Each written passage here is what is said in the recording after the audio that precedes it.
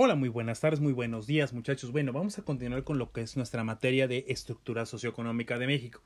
Y bueno, como lo habíamos mencionado, el día de hoy, bueno, vamos a continuar precisamente con el modelo económico de desarrollo compartido, que, bueno, en este caso va a ser precisamente de Echeverría y de otro personaje más que vamos a revisar más adelante. Vamos directamente con lo que es la definición y la definición general y lo que son las medidas propias que se van a implementar dentro de esta época. Bueno, principalmente dice, este modelo económico se encuentra enmarcado dentro de los periodos presidenciales de Luis Echeverría Álvarez, que lo vamos a encontrar directamente de 1970 a 1976, y de José López Portillo, que lo vamos a tener de 1976 a 1982. Como lo mencioné precisamente tanto en ya sea en el video anterior o como lo mencioné en clase para los que estuvimos en manera presencial, pues el día de hoy solo nos vamos a enfocar en las medidas y las medidas implementadas durante lo que es el gobierno de Luis Echeverría Álvarez, ¿va? Seguimos. Echeverría, bueno, como ya se había mencionado precisamente anteriormente, bueno, critica al modelo económico de desarrollo estabilizador que ya se había revisado dentro de la otra clase. ¿Por qué? Precisamente por esta gran diferenciación de clases que había generado a partir precisamente de los recursos económicos y la importancia que se le había dado principalmente a la industrialización y que, bueno, había generado precisamente la idea de que, bueno, se tenían que dar precisamente sueldos bajos, lo cual había generado precisamente una desigualdad social bastante fuerte y la cual nos había generado, pues, entre otras cosas, movimientos sociales, como ya los habíamos mencionado, y que de hecho por ahí hay uno que se investigó, ¿cierto? Ok. Dice, principalmente en esa época también, bueno, anuncia lo que es el impulso a la economía, pero también busca la equitativa distribución de la riqueza, es decir, que la riqueza que se obtiene dentro del crecimiento económico, bueno, sea repartida de manera adecuada sobre todas las distintas clases sociales. ¿A través de qué? Bueno, a través de qué forma, ya sea a través de programas sociales, pero también a través de sueldos mucho mejores y con mejores condiciones de vida.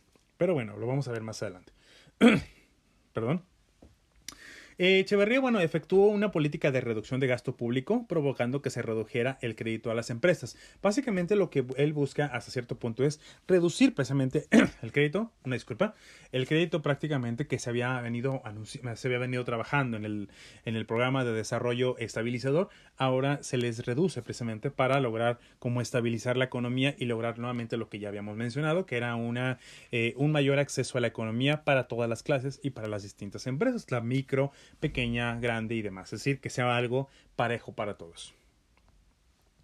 La economía, bueno, creció en esta época, bueno, se considera que se creció el 3.4%, que resultaba muy baja en comparación con las logradas en sexenios pasados. Más o menos, simplemente recuerden, por ejemplo, las que nosotros hemos revisado en estas épocas, que comenzó directamente desde 1940.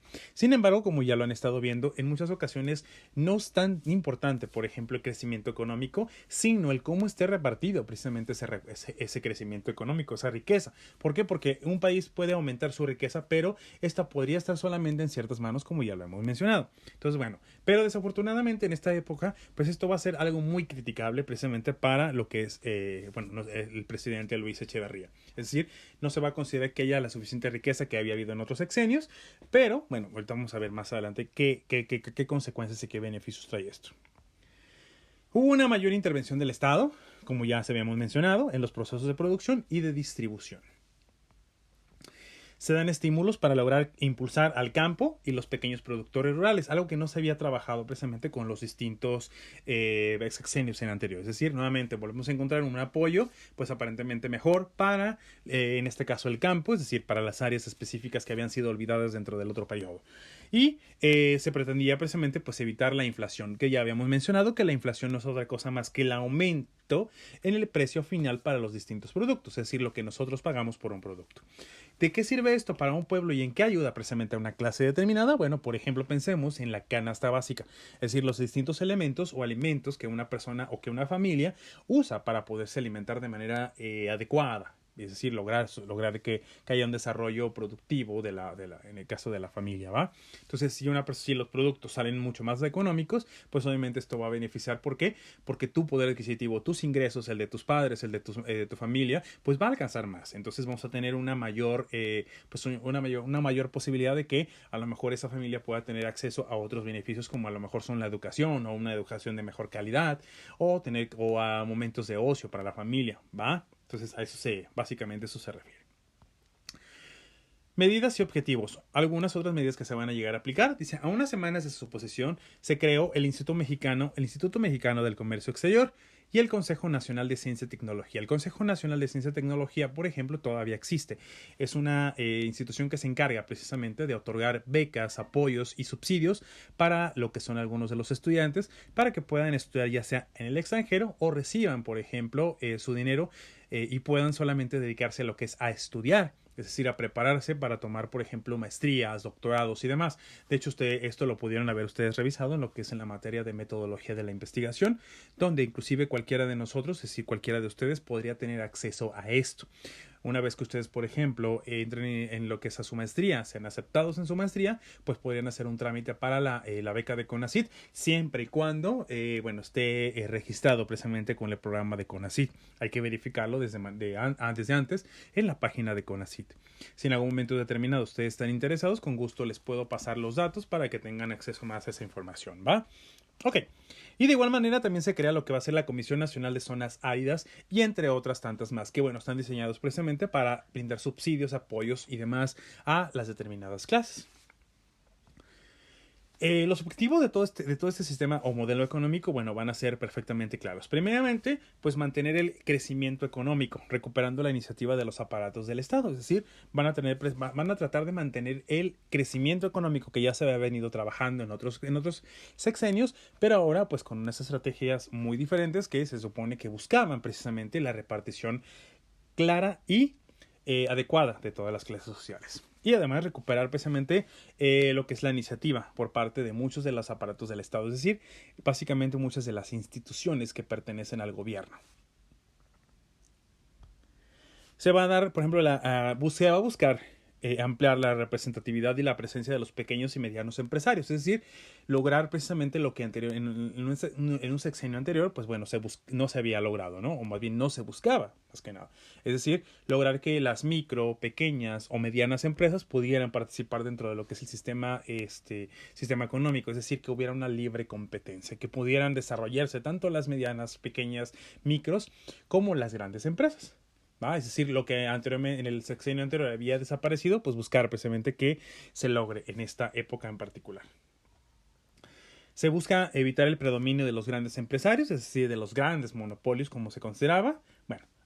Por ahí podemos inclusive revisar algunos otros textos que nos pueden ayudar precisamente a comprender que a lo mejor no es tan exacto todo ese tipo de cosas, es decir, que todo esto se queda hasta cierto punto a lo mejor en ciertas promesas. Sin embargo, aparentemente en esta ocasión sí se intenta.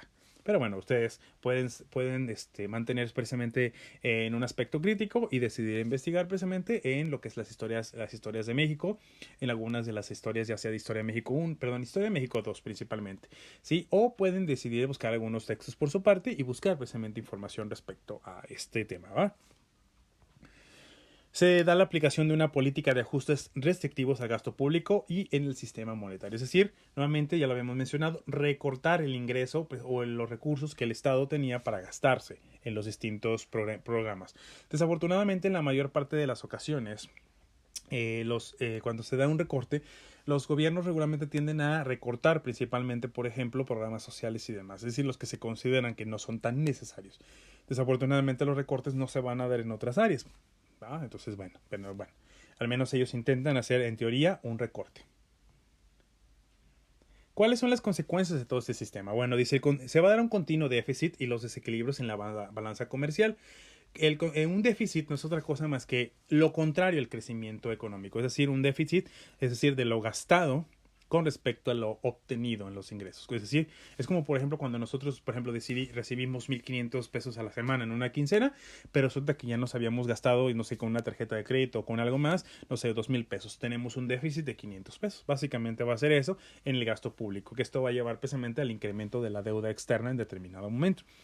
Los desequilibrios en la balanza comercial y desembocan en otros asuntos más, ¿no? Un proceso de contratación de deuda externa, que ya lo habíamos dicho, es decir, es como si ustedes tienen una tarjeta de crédito, es decir, le van a continuar echando más y más y más a la tarjeta, es decir, cargándoles más costos. ¿Por qué? Porque obviamente no alcanzamos a recibir lo que gastamos. La deuda pública era de $7,070 millones para 1972. Desafortunadamente para 1976, bueno, sube a 14.440 millones de dólares. Los préstamos venían del Banco Interamericano de Desarrollo y el Fondo Monetario Internacional. De hecho, pueden investigar mucho más sobre esta información. Estos bancos todavía existen en la actualidad. Bueno, y lo pueden precisamente revisar un poquito más a fondo para ver si no ha cambiado su nombre y demás, y si sigue ofreciendo precisamente los mismos servicios de esta época. En el término de la administración de Echeverría, la economía, bueno, se encontraba en total dependencia de los organismos que controlaban la deuda. Se va a dar una desaceleración en el crecimiento, como ya lo habíamos visto. Se va a dar una inestabilidad bancaria, es decir, si no hay los suficientes recursos, pues recordemos que el gobierno, de alguna manera, en sexenios anteriores, era el que estaba subsidiando precisamente o manteniendo precisamente el sistema bancario para que pudiera dar los préstamos necesarios a las distintas empresas, pero si no hay recursos, pues bueno, obviamente se tiene que hacer ciertos recortes y demás. Y bueno, se va a dar la fuga de capitales. La fuga de capitales no es otra cosa, muchachos, más que cuando, por ejemplo, las medidas cambian dentro de lo que es nuestro país. Muchas de las empresas, cuando ya no ven la posibilidad de la ganancia que antes veían, pues bueno, tienden a retirarse. Esto es a lo que se refiere, por ejemplo, cuando se dice, por ejemplo, en la actualidad que los presidentes pueden estar modificando alguna ley o algún requisito. Y entonces para el comercio dentro de nuestro país, y entonces al no ver las condiciones necesarias y suficientes que había antes, pues bueno, desafortunadamente tienden a retirarse los gobiernos, los gobiernos extranjeros o las empresas extranjeras. ¿Por qué? Porque ya no lo ven fiable y bueno para ellos, ¿va? Entonces, bueno, ahí va a ser, creo que esto va a ser un problema que desafortunadamente viene arrastrando México desde hace muchísimos años, y que bueno, esperemos que en algún momento determinado pues esto se logre corregir, es decir, que nuestro país sea atractivo más bien por la calidad en la producción, la calidad en la mano de obra, más que en los precios exageradamente baratos. Es decir, que esto, como ya lo hemos mencionado en distintas ocasiones, pues lleva precisamente a que pues en nuestro país los sueldos sean exageradamente bajos. ¿Va? Pero bueno, esperemos que en algún momento determinado esto se logre mejorar y esto logre cambiar precisamente las circunstancias económicas de cada uno de los empleados. Hasta aquí la dejamos, muchachos, con la clase del día de hoy. Entonces, bueno, creo que solo queda hasta aquí. ¿Va?